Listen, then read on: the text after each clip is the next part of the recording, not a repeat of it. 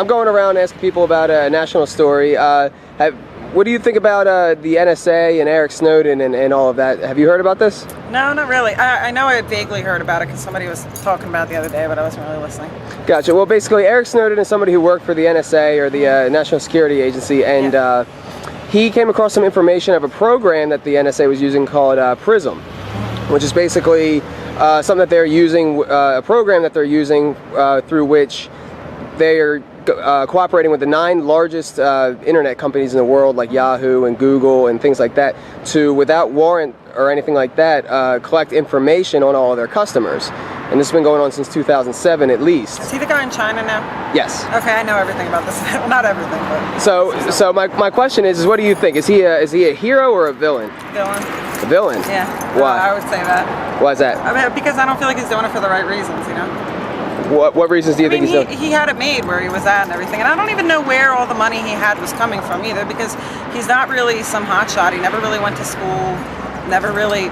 I don't know where he's getting his money and everything, and I feel like the reason he's doing it is to cover his own ass, because he's trying to hide something, honestly. Well... And whether or not, you know, what he's doing is right or wrong, I feel like his intentions are wrong.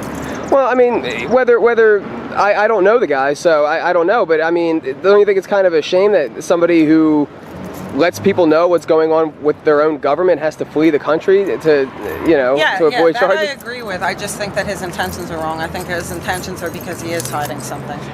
So what about the information itself, though? Like, what about, you know, the fact that basically all of our, you know, private emails and text messages... See, I don't know. That's always been a touchy subject and everything, because constitutionally, you know, the amendment says you can't really do that, but at the same time there are a lot of things that they can't tell us and things that they're doing that they can't tell us for our own safety.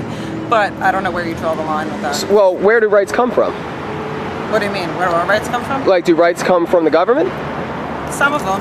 I mean, I guess you could say they're laws, but they're not necessarily your rights. Well, I thought that rights were either naturally, like, from the virtue of our humanity or from God or whatever you want to call it. Yeah, but that would be culturally different from, you know, person to person.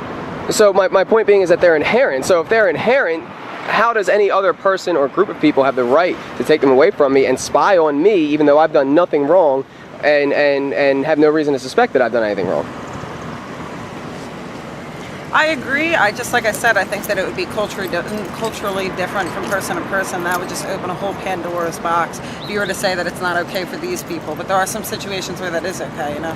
Like 9/11, after 9/11, how they passed the Patriot Act and everything. Mm-hmm. Well, after that, you know, they were allowed to, like, tap into people's phones and everything, or, like, if you were leaving the country or coming from another country, they could, you know, look into you a little bit more. They were allowed to throw people in jail for a while. And yeah, that was probably, you know, they had the stereotype, but at the same time, it was for our own safety. Well, don't you think that when we're facing... I'm sure they abuse it, don't get me wrong, but don't you think, like, as a principle, don't you think that when extreme circumstances like that are going on, that's when we need our rights the most? And that usually when extreme circumstances like that are going on is when they have the biggest excuse to violate our freedoms the most? Oh, yeah. You know, like, look at, for example, World War II. They literally went around and rounded up over 100,000 Japanese Americans who had done nothing wrong and put them in prison camps. Yeah. Completely displaced them.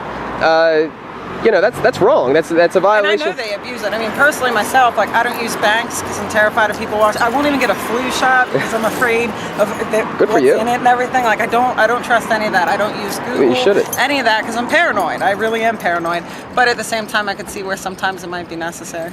So, you just said you're paranoid because of, you know, flu shots, and I'm sure you've seen the link with autism and things like that. Then, and banks, and you don't want to use Google. So, what does it say about the state of our freedom where, like, it sounds to me like you have some level of fear of our government? Oh, yeah, definitely. So, because I don't trust them, but I don't trust any other government more than I trust ours. And I don't think government's ever been good. I mean, even in, you know, what was it, our founding forefathers and everything, John Adams, when he was the second president, when he became president, he passed this law where it was basically the same thing as the Patriot Act, where you could, like, look into people's life, you could do search and seizure without having a warrant, all this kind of stuff, and it was unconstitutional, but at the same time, like, he still did it. And to top it off, that expired in 1801. 1801 was when the next election was. So that election, he wanted to make sure that it was okay for him to do this, but just in case he didn't get reelected, that somebody else couldn't do it. Like, this has always been around. Well, it sounds to me like the entire concept of representative government is pretty weak.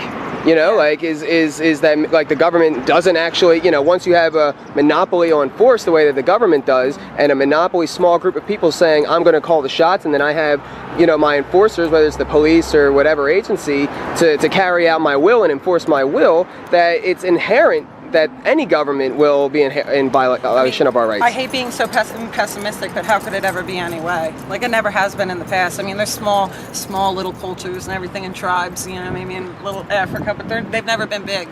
Like, that, you know, any of the, I don't know if you'd want to call it successful, you know, civilizations that have been up and coming.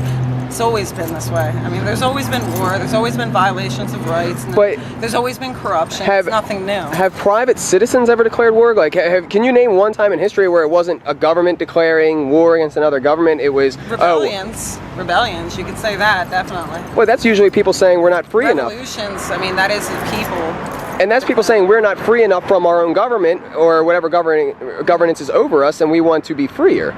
So, and that kind of comes back to my original point of that the concept of government itself seems to be inherently violent and a violation of rights.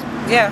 I mean, I kind of think that'll happen if you give anybody power, though. I mean, if you look at every war that's ever happened, like the two number one reasons that it's for is greed and power. Those are the number one reasons. And you could say that it was for any other reason, but that's ultimately always what it is. And that's just the way that people have always been. And I don't know how it could be different, and I wish it could, but I don't know how to make it change. Gotcha. Well, I know you said you're on your way to class, so I don't want to make you late, but I would just suggest that you look up, Google the word voluntarism, or Google philosophical anarchism, because the word anarchism has a really bad rap. It has nothing to do with the Sex Pistols. It has nothing to do with destroying property. It has to do with self-ownership and having the respect of everybody else's right to their own self-ownership. And it's a very principled approach. I'll look into it. I've looked into anarchy before, and I don't understand how it could work, but I'll look into it. All right. Well, thank you. It's nice meeting you. You too.